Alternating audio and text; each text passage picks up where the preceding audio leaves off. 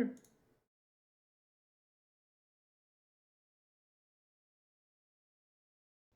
afternoon.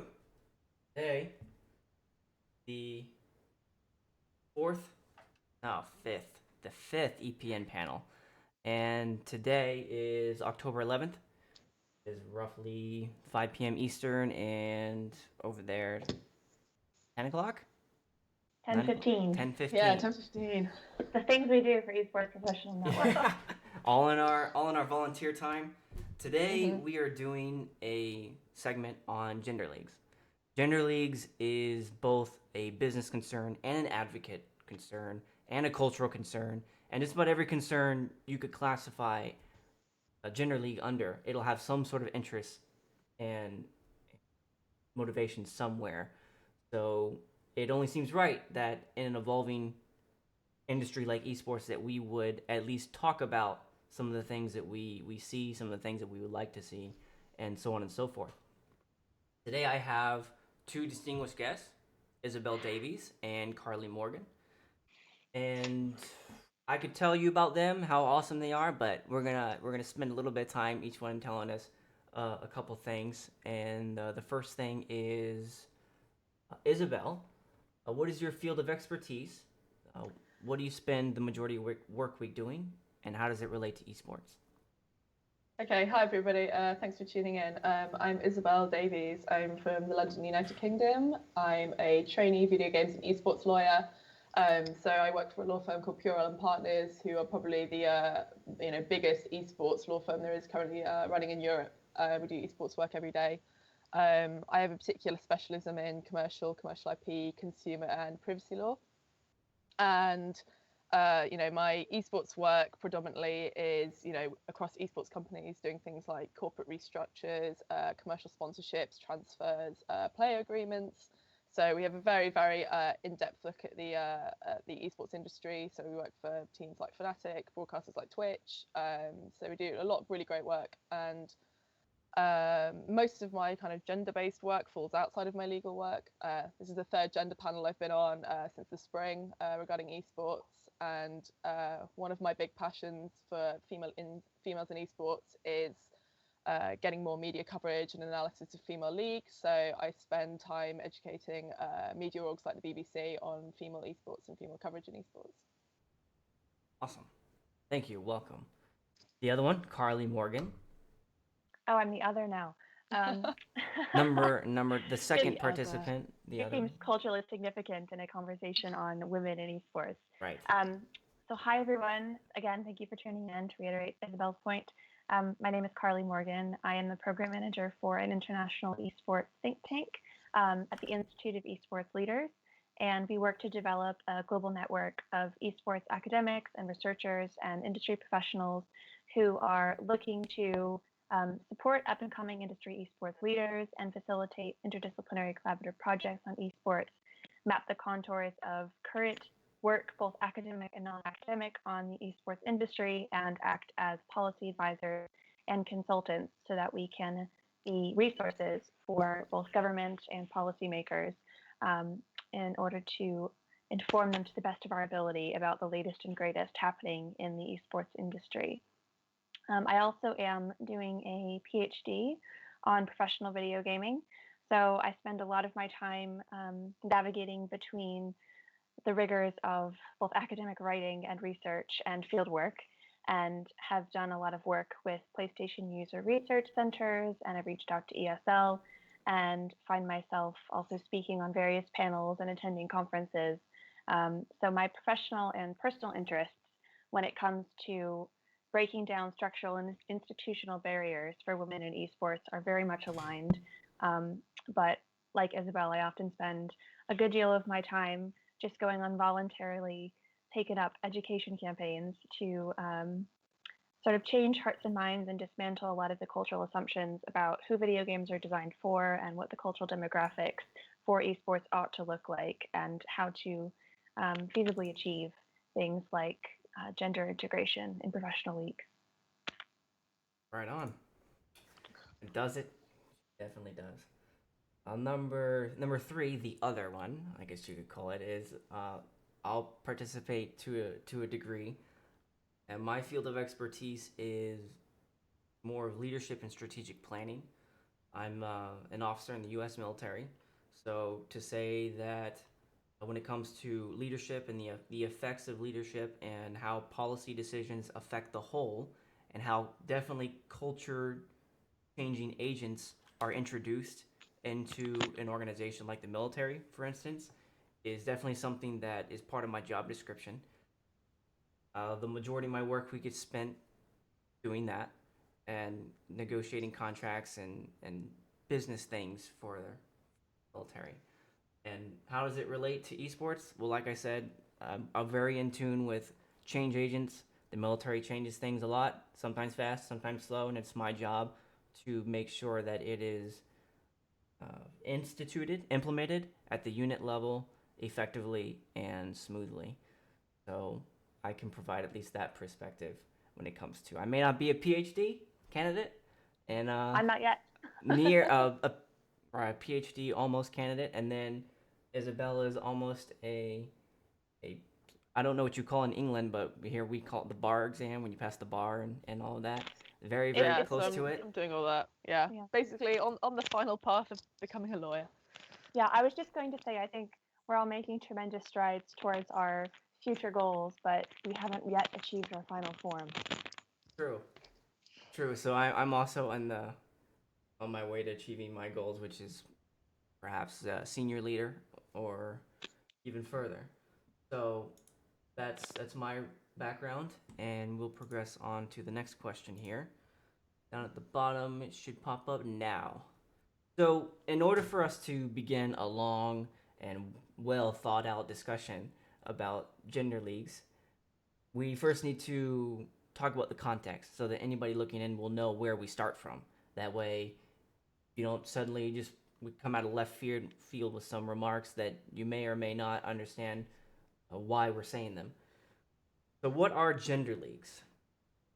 Gender leagues, the definition of which is just like in traditional sports, you have two two separated leagues of the same sport. So, for instance, football, soccer. Soccer has a women's league. Soccer has a male league. Then it has various JV leagues, but we're not talking about that. We're talking about a segmented, partitioned part of sports, one dedicated to one 50% of the world and another dedicated to the other 50% of the world. So that's what we mean by gender leagues, male and female respectively. That's the formal definition. And the next thing we'll be talking about, if you read into the Google Doc, you'll see something, question number 3 and 4, choice league integration and complete league integration. And I will leave the definition to the choice league, what we mean by choice league, to Carly and Isabel. Carly, we'll start with you. So I guess the choice league integration, the way you're deploying that terminology, it signifies the type of integration that's voluntary. So it's sort of a lot like the system that we're using now, where if women are open to forming all female leagues, then they have that option. Likewise, if they would prefer to integrate in an all male league, they have that option. Now, when it actually comes down to implementing that, there are a lot of structural and systemic barriers to actually making that a free and unconstrained choice. But the general idea is that it wouldn't be a forced outcome imposed on the esports industry. It would be the option of an individual female, whether or not she chooses to participate on an all female team or on an integrated team. Oh, and Isabel? Yeah, that's spot on. As to say, in theory, you have basically mixed leagues, which, in practice are very much male dominated, at least in its current form. And then alongside that, you have all female leagues that essentially, are for all female teams, all female players. And it would essentially be down to the individual player whether they wanted to play in a female league or a mixed league, or perhaps both, should the opportunity arise. Right. So the idea that if they're so the idea of introducing choice is pretty much paramount there. The idea that you create a female league for whatever reason, there would be the existence of a female league. where, and then there'd be the normal, like you call it normal, but the mainstream, what the majority of gamers would watch as of now.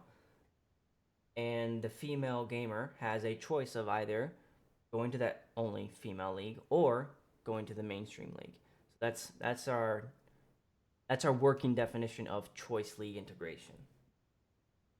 Our second definition is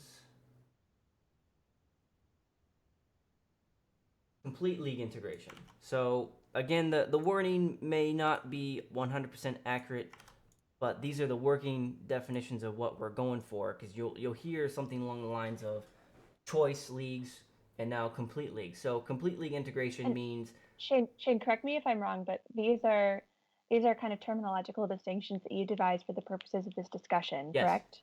right, Okay, so as far as you know, these are kind of circulating in the esports community. They're not right, like common parts of the way that we typically talk about these two yes. types possible league futures. They normally go. I Thank just you. I wanted to make that very clear in case people were puzzled. For any of the viewers tuning in, if they were wondering why they hadn't heard this terminology before, it's just for the purposes of keeping this discussion very clear and organized so that we're not using a bunch of different terminology and so that we can all at least agree on terms in the hopes of fostering a more equilateral and transparent discussion on the subject. Thank you, Carly. That's precisely right.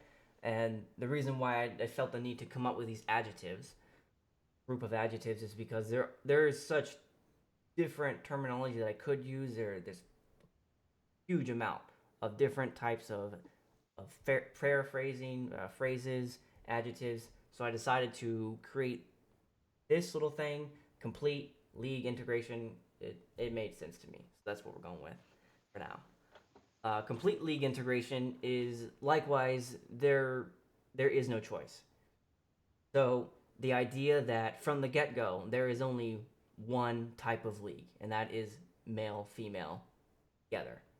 So think of I don't know of any actual example of a totally combined league. Perhaps ping pong, but that's really it. Even chess has choice league integration. Mm.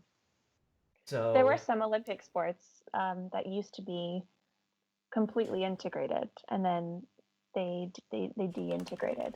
Mm.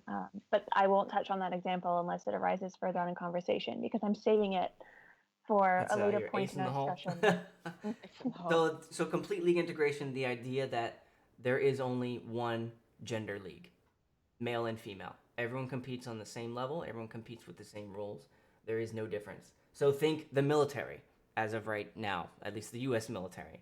The males and females work alongside each other, and with very few variations and deviations, they're all held to the same standard. So let's move on straight to our first question after that. Our first substance question. What's the point? What is the point of having a gender segmented league or a gender integrated league? Why do it at all? And we'll start first with Isabel. So I guess for starting with gender segmented leagues, primarily it comes down to, and this is something that I think we will refer to a lot in various different forms, but it's the cultural and societal barriers that face women, particularly in the video games industry, but possibly at an even higher level at the esports industry. So historically, and even now it's not 100%, but there's always been an undertone in the video games industry of women shouldn't be playing games. And to be fair, this is not a majority view by males at all, but it's a very small vocal minority. And then there is a slightly altered sense of that view when you get to kind of esports and high level gameplay. So it's a little bit more pernicious, and it's not should women be playing games, it's should women be playing games and be highly skilled and highly competitive. And that's the kind of undertone that threads throughout women who are playing at a higher level. If she's not being questioned for her skill or her competitive nature, which a lot of people argue isn't a intrinsically feminine or female trait, they're being questioned as to whether how are they so good, have they been boosted by male friends, is it a male actually playing on the account, why is she playing this game at all? Who brought her into this game? It's a huge amount of barrage of questioning and cross-examining that women face. Many of them do face in these sort of games, and when this runs up to the very highest levels, you can see why gender league tournaments are very appealing for women, at least in terms of getting their foot in the door, or getting to practice and play in an atmosphere that is a lot more tolerable, in the hopes that one day that the doors to perhaps mixed leagues will be more open. And that's not to say that there haven't been examples of mixed teams already in esports, which I guess is more on the gender integrated league part, and perhaps come back to that and do gender segmented first. Okay, fair. Thank you. Harley? Yeah, I mean, Isabel absolutely nailed it. And this whole cross-examining thing that she talks about is what I refer to as the gauntlet of justification, where before a woman can even dedicate her time and energies and attention to playing a game effectively at the highest level of competitive skill, she has to face this barrage of questions about why she's playing and demonstrating her knowledge of the game and a very highly literate understanding of the game mechanics and the metagame and certain character arcs, and diffusing discriminatory tension in a chat room, for instance, or feeling that she needs to conceal her identity online and abstain from using voice chat comms because she might out herself as female and then be susceptible or open to even more insidious remarks about the nature of her sexuality when all she wants to do is really play a game. So it seems that that's kind of encapsulated in Isabel's comment, but it's one of the driving reasons that people feel comfortable playing in gender segregated leagues, because they don't face that same amount of incredulity or dubiousness or criticism or outright hostility from people who've shared those same experiences. I think additionally, people often cite the Olympics as a barometer for how sports ought to be crafted, even though there's not a consensus about whether esports falls within the remit of traditional sports, and there's still a lot of controversy about the levels of athleticism and physical investment involved in playing at the highest levels of professional gameplay. People often cite the fact that the Olympics are segregated to reinforce their argumentation that we ought to preserve segregated leagues in esports. And it's not the case that the Olympics have always been segregated, and it's not the case that they're segregated purely because there's some biologically essentialist division between male ability and female ability.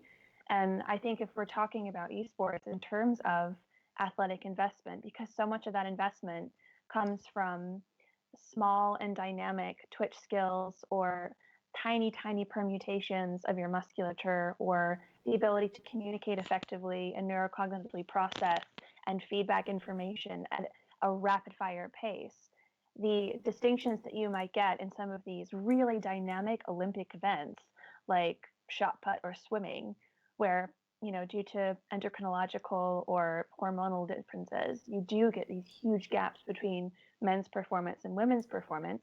I think those gaps disappear at the level of esports because it's a competitive ability brought forth by technological literacy, where you don't really have those physical distinctions appearing anymore.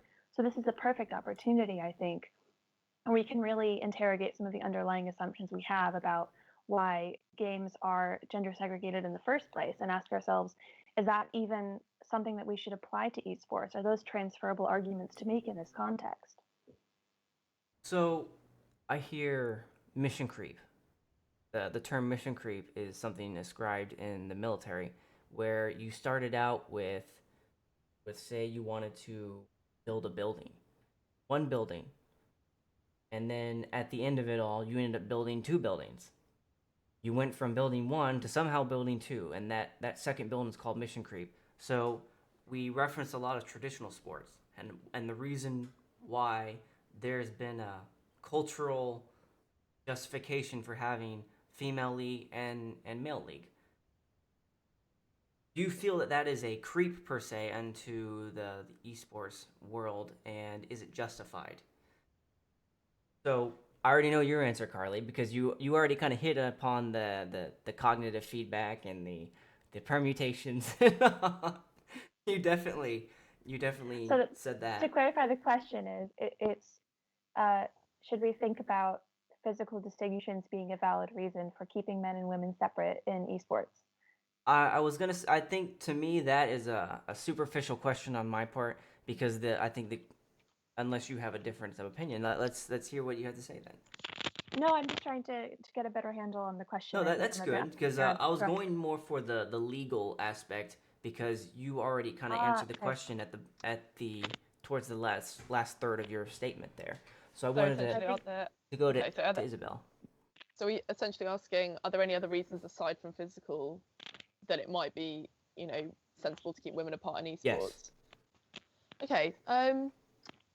At least initially from my perspective, I think I have to agree with Carly in that in esports, I mean, to be honest, this is all entirely anecdotal. I have absolutely no science background, but I know it would be interesting for a real in-depth study to be done on this. But in terms of the differences between male and female play in esports, I doubt from a physical perspective there is that much difference. So I completely mirror Carly's point there. I think a more interesting analogy is one that we sort of vaguely touched upon earlier, which is the chess example. But I think probably even more arguably than esports, chess is absolutely no physical advantage. There's no, physics doesn't, physical ability doesn't even come into it, and yet chess is still one of those games that has fallen into the trap of having female-only tournaments. And I think one of my few criticisms of female-only leagues is that there is a definite danger that we could just get stuck with them forever. We do say, and I think a lot of some of the more vocal female esports players have said, I don't want to see female leagues in 2, 5, 10 years. But at the same time, are we doing ourselves as a gender a disservice, having gender-only leagues? And I think given it's for me, I think the physical doesn't really come into it. It's more of a question of, getting women exposed, getting women practicing, getting women, the chance and the opportunity to perform at these high levels, um, and get the opportunity to have coverage and sponsorship and actually make this their careers rather than having to try and become a pro, but yet they're muscling, for a team or sponsorship from all the other hosts of male teams that are already out there. So Um, you mentioned chess. One of mm, the links in the Google Docs was an article mm, alluding to Polygon posted a couple years ago in 2014. It was titled "How Chess Shows That Gender Segregation in Esports Might Encourage More Female Leagues," and it made the assertion that chess historically has featured gender segregated tournaments. Okay, fair. But then it went on further to say that it was thought to be the best method of helping smaller demographics grow, in this case referring to females. mhm. My question is, how has that worked out for them? I mean, we're talking chess has been in existence and circulation for a very long time. How is it today? I Does mean, anyone know a female chess player? And I'm not saying that as derogatory. Mm. actually, there have been a lot of female chess players in the news because the chess championships are going to be hosted in Iran. So, have you guys been following this controversy? So Ongoing, yeah. The Iranian government has basically issued a statement that says they'll permit anyone who opts to wear the hijab into the championship to play. And there's been um, some backlash and a lot of outcry because several chess players, one of whom is an American grandmaster, has decided that she finds it culturally restricting and intolerant for them to expect her to wear a hijab at the tournament. Hmm. Um, anyway, so yes, there are female chess Interesting. players in the news, but they are still subjected to gender segregated leagues, and chess is very entrenched in terms of its delineating a hard and fast line between gender. And I think maybe your point, Shane, about having gender segregated leagues actually be a boon to encouraging more women to participate in the esports industry is true up to a point. And this is where Isabel's comment comes into play, where yes, we do need to foster environments of inclusivity and welcome and give the resources and visibility to women who are struggling to break into the professional circuit. And one way to do that is by creating all female leagues.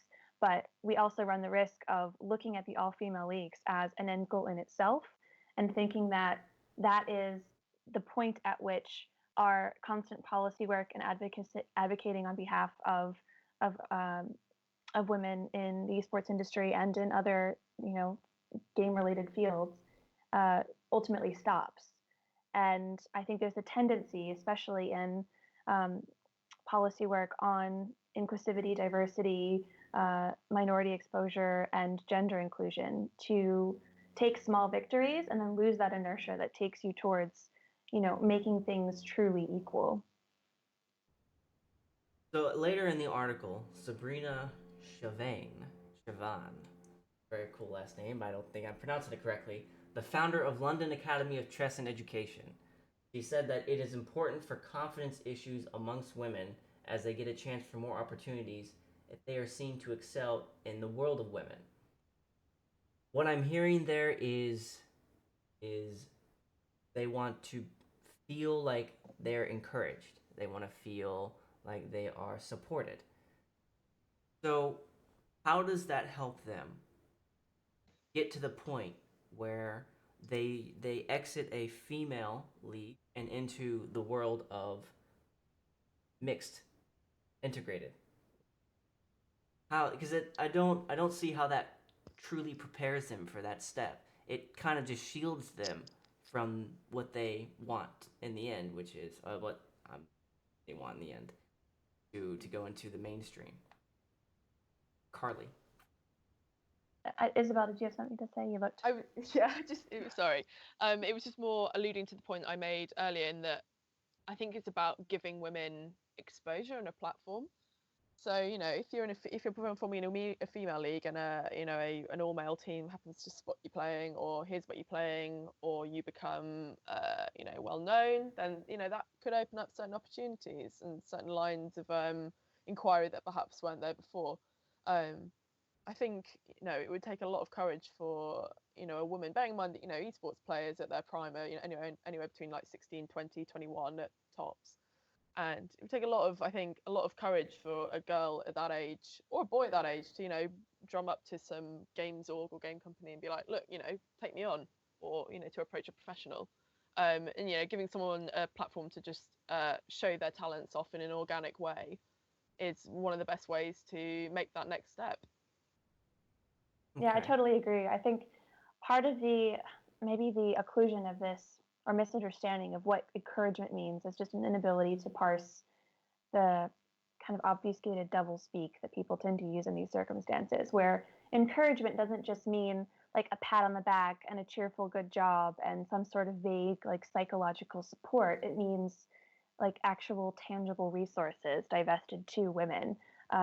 So funneling your money towards women's leagues, making sure that they have access to better and more lucrative sponsors, and that they're not signing on for criminally exploitative contracts or living in precarious working conditions, or have the time and energy to dedicate to playing professionally without having to worry about having a full-time job on the side because they're not making enough money as a pro gamer to sustain themselves financially.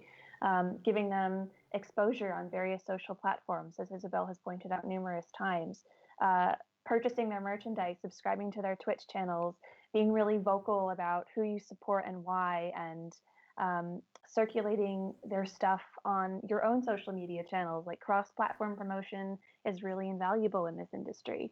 So it's not just a matter of empowering women. And I think that one of my biggest pet peeves, that sort of framing this discussion, not this specific discussion, but discussions of integrating women into esports more effectively, is that often there's this logic of empowering women that the discussion inevitably turns to. And it can almost be framed in a patronizing or infantilizing way, where women are positioned as needing help and needing a hand up and needing a lift from male allies or from policymakers and leaders in the industry. And yes, that's true to a certain extent, but it almost does a double violence by victimizing women all over again and making them seem incapable and vulnerable and weak and feeble, which is exactly the sort of stereotype that we're trying to dismantle and break down.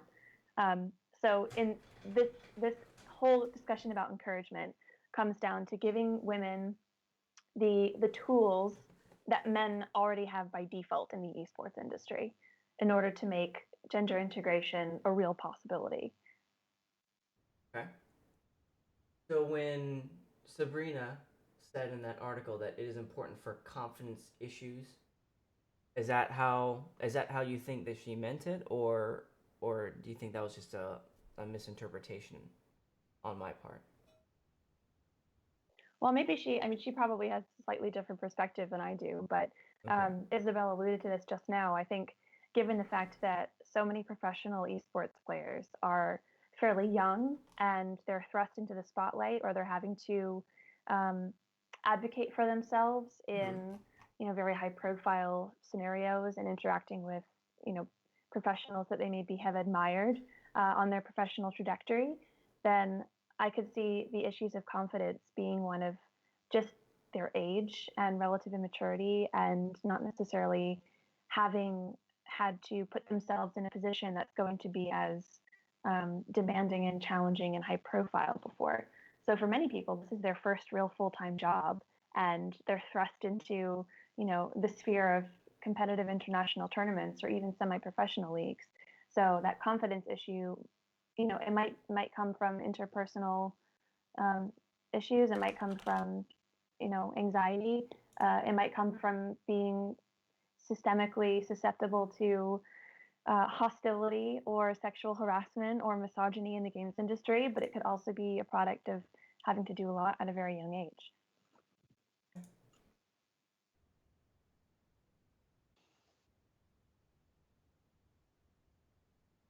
We'll go on to the next question, and although at this point some of the questions we're hitting them all All at the same blurring. time, Okay, which is can. fine. Oh, nice. Which is Yeah, fine. I'm good. I have no qualms with that whatsoever.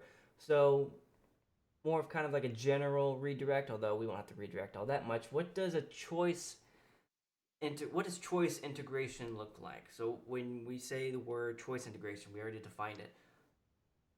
As in practice, what does that look like, Isabel? So, I mean, it probably isn't too dissimilar to what we have now, but perhaps a slightly more enhanced environment for women. So I still think, given that we do have choice integration, that there's just a huge lack of women in the actual integrated side. So there's been, a handful of examples of, CS:GO females on male teams. So I think Mask is a good example. She's a North American player who retired a few years ago, and then Rem, who was the League of Legends player from Renegades a couple of years ago, another very good example. But these women who are on all male teams are very few and far between, and quite often they do not have the length of careers that their male counterparts have on these teams, either due to the stress of the job, harassment, teams not being able to deal with the fact they have an extra woman on team. I've heard people even make excuses to say, like, it's difficult to have a woman on an all-male team because we'd have to pay for an extra hotel room at esports leagues, which seems very shallow at first. But with esports teams, if they don't have a lot of money, that's an extra few £100s or whatever spent on a separate room where all the boys can share together. Sleeping bags, is that how they do it? Yeah, but it's one of those things, and there's not only a lack of women in the integrated leagues, but there's just still a generally lack of female-only leagues, I think. So you said something really really interesting. I would like you to expound upon a bit. You said that the the average the average career length for a female was less than a male. Were you speaking in terms of the mainstream league or the women Yeah, only in league? terms of, like, if you look at the women who have been female players on male Mm-hmm. teams, you kind of look at their trajectory compared to their male counterparts quite often. You think, okay, why were they only playing for a year when their counterparts were playing for 3, 4, 5 years? I mean, that's totally anecdotal. I've got no solid data to back that up, but you do see the reasons for women quitting not necessarily being, I'm too old, I've retired. It's they've left way before their prime for various other external reasons. And I always think that's a deep shame, because I think, for example, like a good example is Rem from the League of Legends team, Renegades. She hit the LCS, which is the highest League of Legends tournament in League. And then as soon as she hit the LCS, she left. And there have been various reasons apparently rumored for her departure. Some of it's fairly well documented in the press, but some people attribute stress, Mm-hmm. harassment, the fact her team weren't particularly sympathetic to either of those issues. XYZ. A lot of things have been said, And XYZ. you know what I mean. British. Sorry, Z XYZ. is Z for all you Americans, Z, by the way. sorry, apologies. No, it's Don't okay. apologize. He's just being colonialist. Yeah, so I'm just trying to spread the good word. Independence Day is still So yeah. fresh on my mind, so I apologize. I'm American in the UK, so I feel like I'm arbitrating You're this in the discussion middle. between two bumbling kids right now. Yeah, you're Guys. holding the middle ground, Carly. Yeah. Okay, What I was so gonna say now, but yeah, no, I've completely forgotten what I was gonna say now. But before we move on to Carly, Isabel, has it been your observation that in the female-only leagues, I know they're very, very fledgling. Mm. In the female-only leagues, have you seen the average length of a female commiserate, less than or greater than the average of the mainstream? I forgot her name. She just retired not long ago. Find it here in a second. So have you seen that to be the case, or is it still up to up? Does there need to be more data there? I think the jury's still out primarily because there's been so few female tournaments historically. It's not even been a career option up until very, very recently. Like even now, one of the things I think is a real problem with the current choice integration we have now is the fact that we just don't really have enough female tournaments, and there's absolutely no documentation of it online as to when the next female tournaments are. I think there's a female CS:GO tournament in Paris in the next month, and to find that out, I had to like trawl through one of the female CS:GO players' Twitter account just to find out what the next league was. It's just nowhere being documented about this. So I think in the next few years, it'll be interesting to see like how that matches up against the kind of few rogue women that have managed to have careers in male leagues. But it's very difficult to distinguish the two because we've had discrete stories of women in mainstream teams, but there's only really started to be enough female tournaments recently to have a kind of matching, parallel path. So just somebody doing all female, somebody just doing all mainstream. So I think the jury's still out on that one. But yeah, my big thing is that I still don't think there are enough. Still don't think there's enough leagues for women right now. So in the essence I think of time, I think Isabel's. Go ahead. Can I just contribute really quickly? I think Isabel's comment perfectly illustrates too why there's such a close correspondence between the visibility of leagues and the proliferation of leagues. And I'm not just talking about women's only leagues or gender segregated leagues.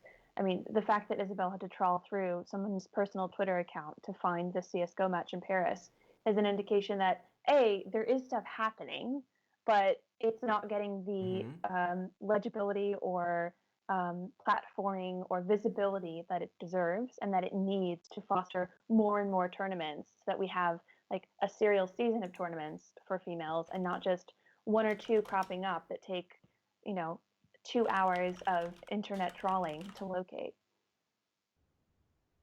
Shout out to Twitch audience. Like if anybody does know somewhere online that does record what female leagues are going on, regardless of these put it in the chat box. I would love to know because ESWC 2016 Paris Games Week. Yeah, that's the one I think. You should link it in the Twitch chat. Link it in the chat. So there's a female CS:GO tournament going on. I think everyone actually. You have a homework assignment. I think everyone who's watching ought to do their part by at least retweeting or Facebooking or posting this to EPN, some social media account. Just promote this event because by doing that, by virtue of promoting this event, you will be doing your civic duty as an esports enthusiast and fan to actively promote more attention to the badass female gamers out there moving and shaking. So the next question so we have why we should and could improve on the current scenario which is we have at least an initiation or an initiative to have a female only league. But then what about the other side where it comes to complete and total integration? There is no choice. You have male female, everyone plays together, and you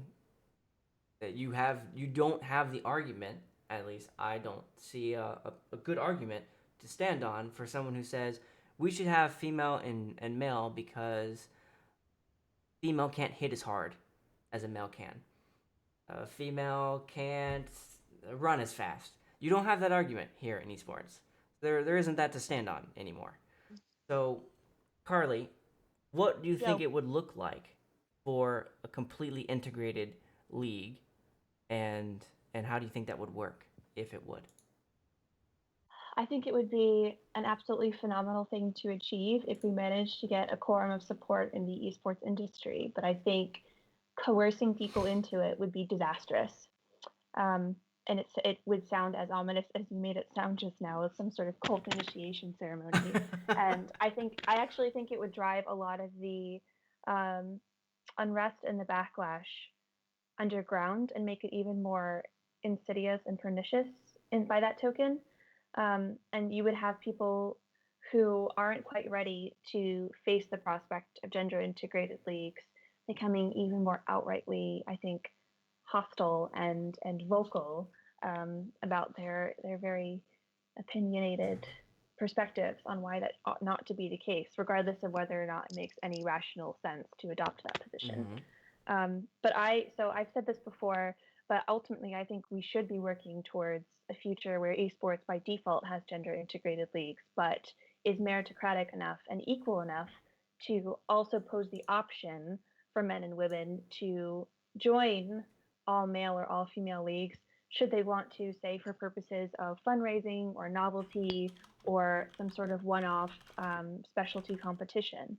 So that's the future that I'm striving towards in esports and that I'm actively convincing other people to work towards as well.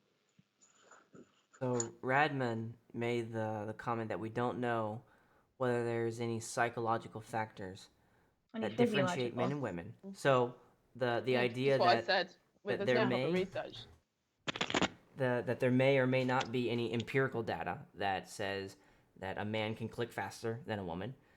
I agree. I haven't found anything yet, and I did look.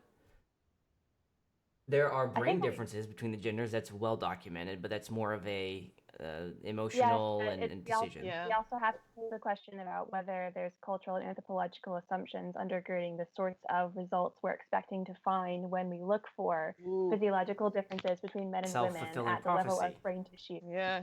In a sense, it can be.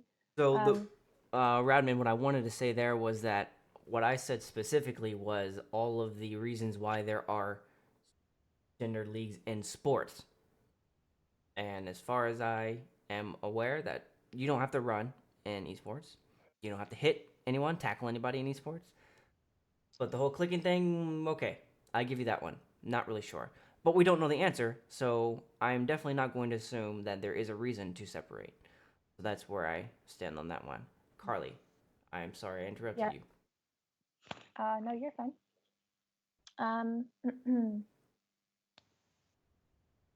It's a complete Yeah, integration. I'm just actually trawling for journal articles on Science Direct, and it does not look like. So these are studies pertaining to gender differences in achievement in computer science, which is not the same as Oh, okay. a competitive computer game. But it does not look like they have any super statistically significant differences that emerge. Yeah, especially in elective courses, which is probably close to what we're talking about here. So here's something I wanted to pose to each of you individually because I think there are different segments that you each can comment on. So let's take the idea of gender leagues. I attribute to a cultural change. It's if we didn't perceive there to be such a difference between male and female, then ipso facto, the idea of a female league and a male league wouldn't be nearly as inflammatory as it is already. So that's why I classify it as a cultural change, and that's important because of how historically culture changes has happened, and most of them, many of them, a lot of them, you can point to example after example of each of these cultural changes happening because someone made it happen. Not because it slowly happened over time, although that is certainly the case in some areas.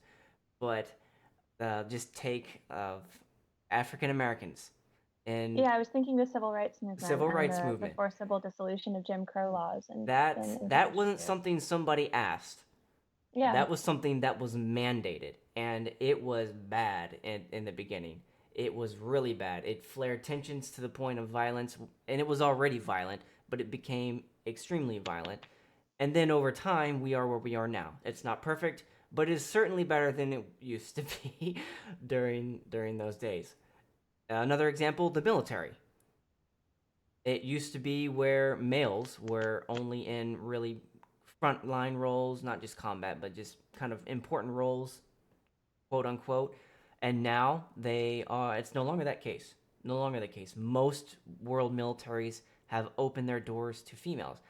The Mhm. U.S. military recently mandated it issued an order from the DoD, the Department of Defense, that all roles now, with no exception, except for I think one, maybe the Navy SEALs, although I don't, maybe it was the Delta Force, with one exception. I mean, literally one exception, that it was now open to all females. If you could make the cut, you were allowed to go, Mhm. and that is the circumstance as of right now. That is Yeah, the state we're I in. was waiting for you to bring up those counter arguments because I I think wanted I wanted to because they're really I valid really want points. to know. The two of you are Mhm. extremely astute, and I think you can give me a very insightful reason. Why won't that work now?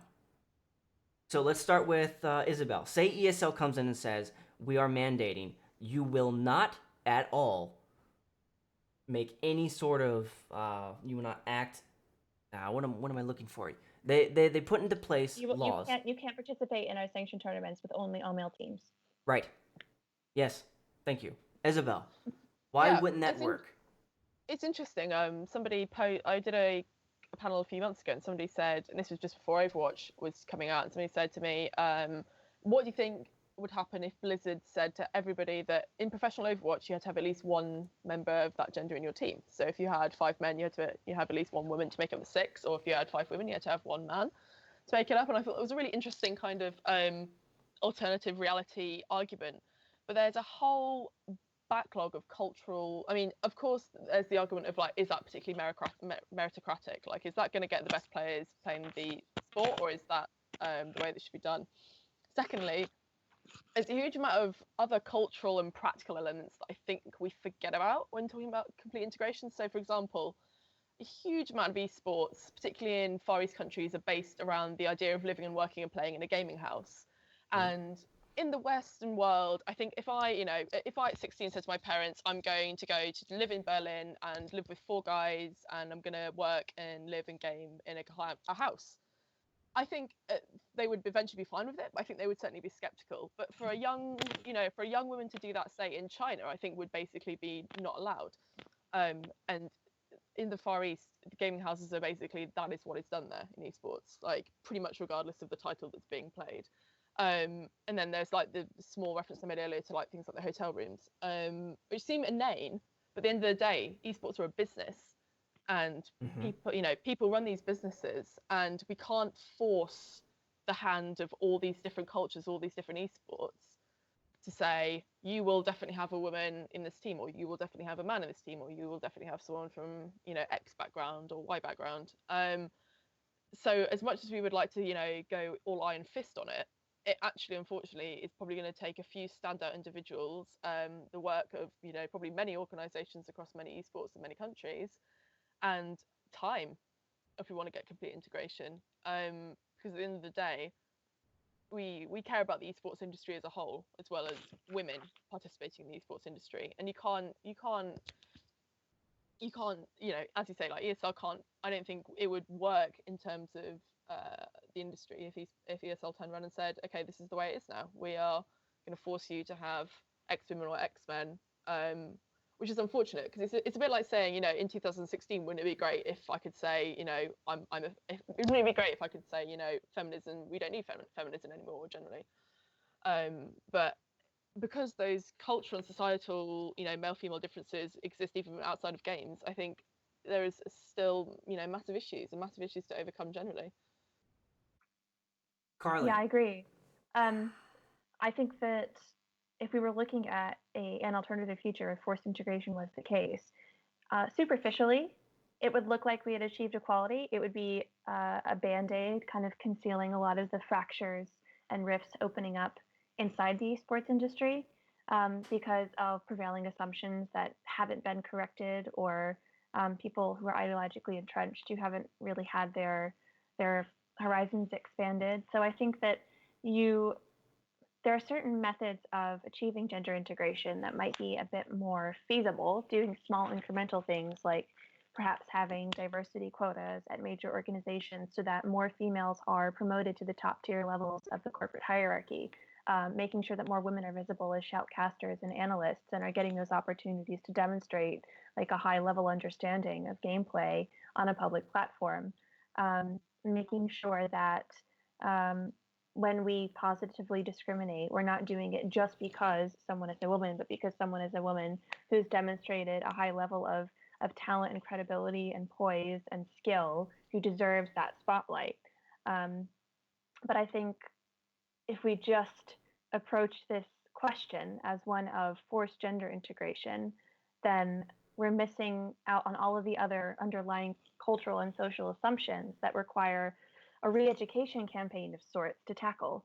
Um, so in order to do that, I think actually one of the best approaches is to do things like diversity sensitivity training and how to identify sexual harassment, how to be an ally for the woman that's on your team, how to respond effectively to stress, how to diffuse tension in your chat rooms, how to respond to uh, rape threats or death threats, how to report and moderate communities effectively.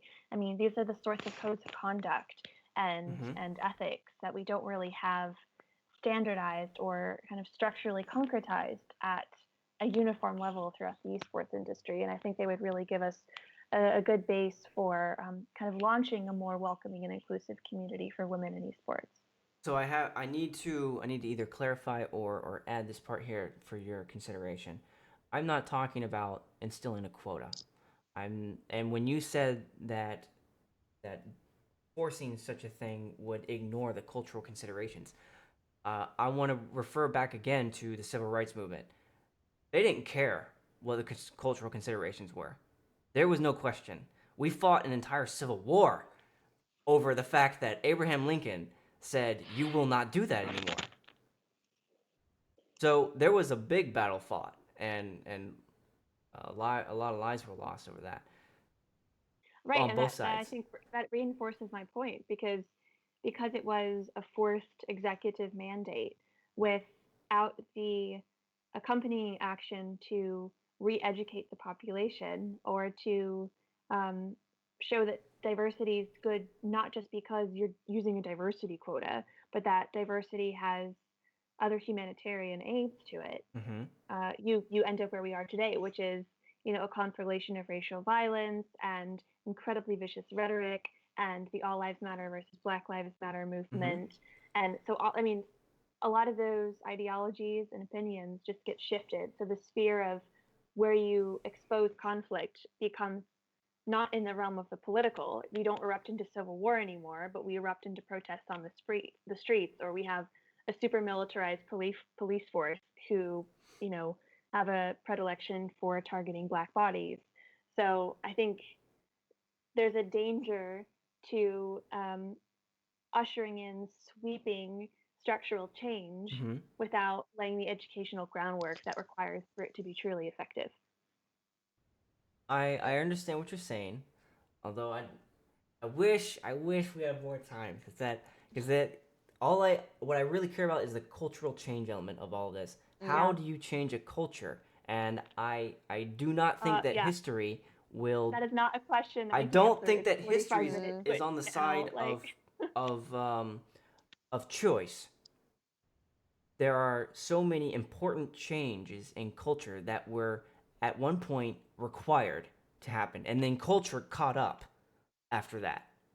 yeah, that's true. I'm not contesting that. So, and Yeah, that's what I I'm think. saying should be Mm. the light to start the fuse. Of course, it's going to be a little bit of dynamite. It already is dynamite. I mean, we're Mm, already here. So that's what I put forth for consideration, and I'll give it. We're at 6. I'm at 5 minutes over. So we'll go mm, over at least 5 minutes more. That way we don't end up mm, 45 minutes overdue here. mm. Let's go with closing comments. I can open the door with Carly. I'm sorry, Isabel. Mm. When it comes to gender segregated leagues, gender Yep. total segregated choice, whatever word you want to institute there, how do we get there, and how do we get to where we want to be? So Carly's discussed this, and I've alluded to it in my last answer, but it's going to be a combination, I think, of really well structured female leagues, and basically, as Carly highlighted, an education that doesn't just hit, say, esports team owners and players, but also, men playing the game at large, because that's where the talent is fostered and found. And if you're not getting enough women playing it at the grassroots because playing the game is totally intolerable, then you're going to have problems getting women up to the highest levels even to begin with. I think it will take several very strong-willed, tough, thick-skinned women who will make really big stands, who already have made big stands in integrated leagues, but I don't think we need to force that to be the sole choice at this point. I don't think that's going to decrease women wanting that to be their ultimate goal. Okay. I of course hope, I mean, I wouldn't, I think we mentioned it earlier, but it would be lovely to say that we definitely don't need all female leagues as things currently stand, and unfortunately I do think we do, which is where the kind of delineation in opinions lies.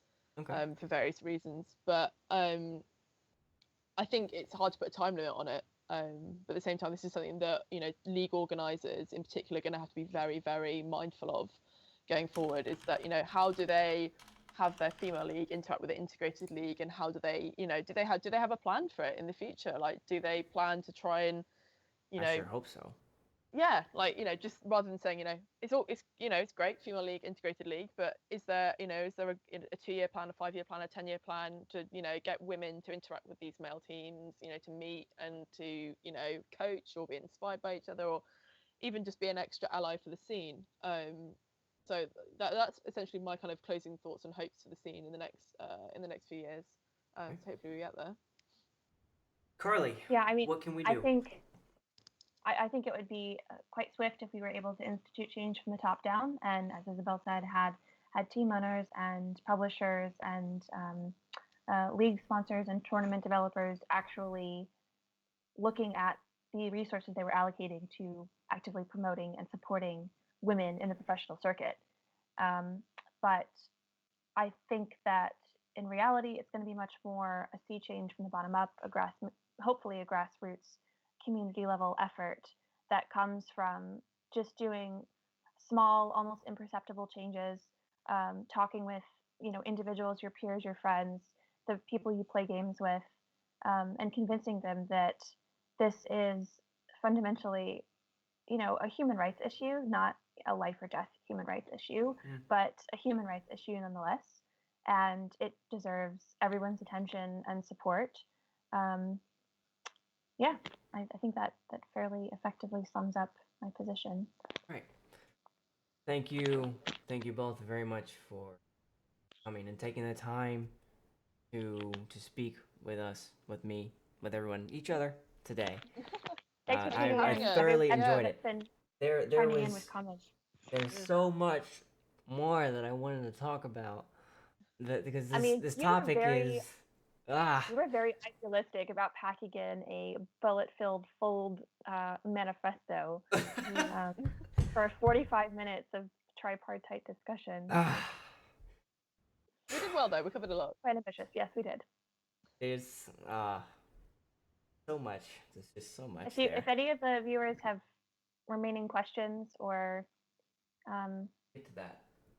Invectives or polemical essays or statements they want to put in the Twitch chat, you should do that now. Yeah. So while anyone's watching, thinking up some questions, if you wanted to ask the two of our guests here, I decided one of the topics was going to be gender leagues because of its glaring presence in esports. There are numerous examples of cases that shouldn't have happened with female gamers, but they did. So I felt it at least I wanted to touch on the subject, however brief it was today, at an hour, to go over a topic like this. But I wanted to at least put our foot in the door so that perhaps later on down the road, we're definitely not going to hone in on gender leagues. We're going to broaden across the whole industry. But perhaps later on down the road, something like this may become applicable in another discussion, and use this more as a foundational tool. Yeah. Might have missed the answer, but All right. how do viewers promote females to actually compete in male dominated leagues? That's a good ending question from Troy. Mm, Carly, thanks, Troy. let's conclude with all this stuff.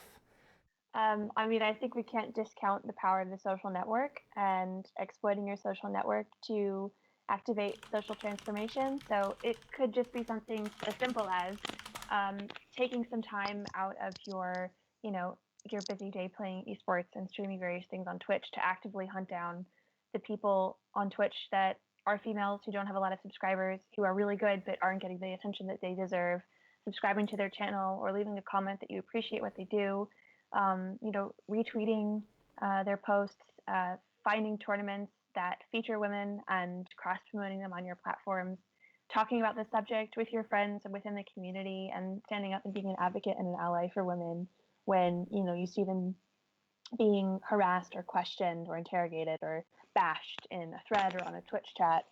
Um, but yeah, just finding those little moments of conversation and kind of interaction that might open themselves up to, um, making themselves teachable moments or discussing what we've discussed here today. Okay, Yep. so Carly mentioned social media, talking to them, subscribing, retweeting, doing your best to give them another outlet on the interwebs, which is vast and a black hole in some cases. It's very easy for small things to get lost. So when you actively rebroadcast some of the things that these female gamers are doing, then you give them a broader voice that could be caught by the right people. So Yeah, I mean, Isabel, unless you're like a very well financially endowed team owner, then just run a and you track. sort of benevolently just bestow a bunch of money on an undiscovered prodigy who happens to be a female gamer, Hmm? I think what we can do now is focus on maximizing the small contributions that we can make on an individual level to foster grassroots change that will just grow and grow and grow. Mm. Isabel, what are some other things that viewers can do to promote female gamers? I think this is a really interesting question because he's saying it from a kind of viewer's perspective. So somebody who consumes the watching of esports rather than, I mean, it could also, I guess, encapsulate possibly people who play the game as well. But I think mostly in terms of encouraging females to get into male leagues, which is the kind of core of the question, it's being a male ally to women, because the more a woman feels like men are not gonna, sexually harass or, basically give them a verbal dressing down because of their gender on Twitch, that's always nice to hear. I think, I'm sure there are girls on Twitch who have, either, stopped streaming or decided they're not going to continue gaming just because of the, onslaught of rubbish that can get flung their way. Um, Garbage. Oh no. No, I feel, continue. I feel Continue. like I'm cringing on behalf of my nationality. Rubbish. I feel like I'm Harry Potter or something. Much rubbish to Showing be had there. much rubbish. You I know what I can't mean? say. I had to say basil. I can't say basil anymore. It Yeah. just sounds so good. Yeah. No, Yeah. you're right. You're right. The rubbish that is thrown at them. Thank you. Continue. So yeah, it's essentially, if you're viewing a female and you think, God, wouldn't it be great if they were in a male tournament? It's putting that person's play on Reddit and being like, look at this great play that they've done, or hasn't this person got a great, KDA record, blah blah blah. It's essentially like it leads to what Carly said. It's about promoting that person. It's about standing behind that person and being a good solid voice, because that's what you want. You want the backing. You want people who play and love and watch the game to be supportive of you. Like that's all. I think that's what esports professionals want, regardless of gender. They want to be successful and they want to have fans out there who are supportive of them. And I want to see successful gamers regardless of race, creed, color, doesn't matter. Absolutely. Yeah. If you make it, Yep. you deserve to beat the tar out of your opponent. So there we go. I think that's a good good note to peeps end on it. on. That is Yeah, a great be good note to peeps. end on. Thank you both for coming. Thank you for watching, whether it be live or as a video on demand, which it will be later on this time. I'll be sure of it. Thank you again, and I hope you have a great day. Bye. Thanks, everyone. Thanks, Shane. Thanks, Thanks, guys. Ben. Bye.